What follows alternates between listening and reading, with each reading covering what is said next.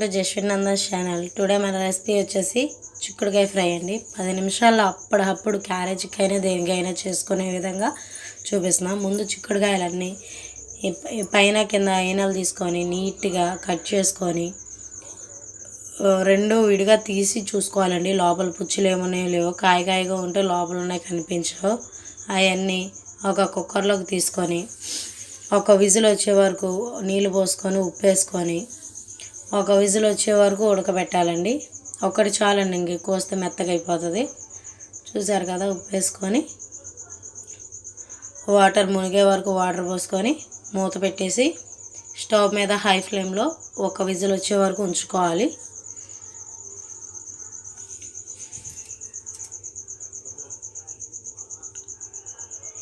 ఒక విజిల్ వచ్చేసిందండి. ఇంకా స్టవ్ ఆఫ్ చేసుకొని స్టీమ్ పోయే వరకు వెయిట్ చేసి మూత తీస్తే చూసారు కదా కుక్ అయినాయి. ఈ మాత్రం కుక్ అయితే చాలు. ఇది బెజ్జాల గిన్నెలోకి తీసుకొని నీళ్ళన్నీ పోయే వరకు వాచుకోవాలి. వాచుకున్న తర్వాత వీటిని పక్కన పెట్టుకోవాలి. ఈలోగా మనం 2 ఉల్లిపాయలు, 3 టమాటాలు, 3 పచ్చిమిరపకాయలు కట్ చేసుకొని పెట్టుకోవాలి. స్టవ్ మీద పాన్ పెట్టుకొని ఆయిల్ వేసుకొని ముందు తాలింపు దినుసులు కరివేపాకు వేసుకొని ఫ్రై చేసుకోవాలి. ఇవి ఫ్రై చేసుకున్న తర్వాత బాగా ఫ్రై అవ్వాలి, మాడకుండా చూసుకోవాలి. ఫ్రై అయ్యి రెడ్ కలర్ బ్రౌన్ కలర్ రాగానే ఆనియన్స్ వేసుకోవాలి. వచ్చేసి చూస్తున్నారు కదా బ్రౌన్ కలర్. ఇప్పుడు ఆనియన్స్ వేసుకొని ఆనియన్ కూడా బాగా ఫ్రై అయ్యే వరకు బాగా కలుపుకొని మూత పెట్టుకోవాలి.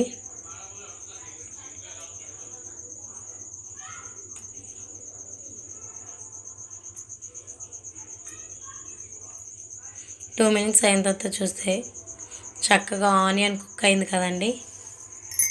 ఇలా కుక్ అయితే సరిపోతుంది. ఇప్పుడు టమాటాలు, చిక్కుడుకాయలు వేసేసుకోవాలి, పచ్చిమిరపకాయలు అన్నీ వేసుకొని బాగా కలుపుకోవాలి.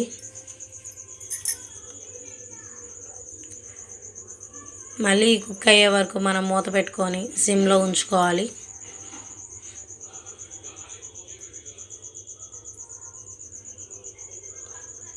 నా ఛానల్ ఫస్ట్ టైం చూస్తే లైక్ చేయండి, షేర్ చేయండి, సబ్స్క్రైబ్ చేయండి.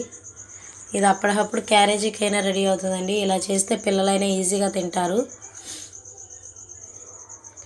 మూత పెట్టుకొని బాగా కుక్ చేసుకోవాలి. చూసారు కదా, బాగా కుక్ అయింది. ఎక్కువ కుక్ అయ్యే పని ఉండదండి, మనం ఎలాగో ఉడకబెట్టుకున్నాం కాబట్టి.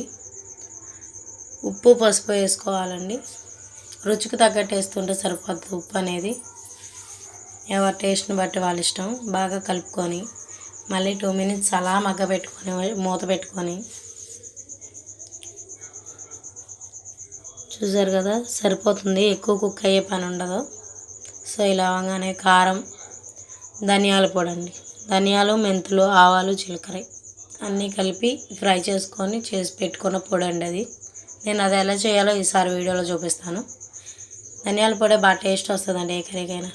చూసారు కదా, అలా కలుపుకొని 2 మినిట్స్ మళ్ళీ మూత పెట్టుకొని అలా ఉంచితే అప్పుడప్పుడే చేసుకోవడానికి క్యారేజీకి ఈజీగా అయిపోద్దండి 10 నిమిషాల్లో. ఏ కర్రీ లేదనుకున్నప్పుడు త్వరగా చేసుకుంటే అయిపోద్ది. స్టవ్ ఆఫ్ చేసుకున్నాం. చిక్కుడుకాయ ఫ్రై ఎంతో టేస్టీ అయిన చిక్కుడుకాయ ఫ్రై రెడీ అండి. Thank you for watching.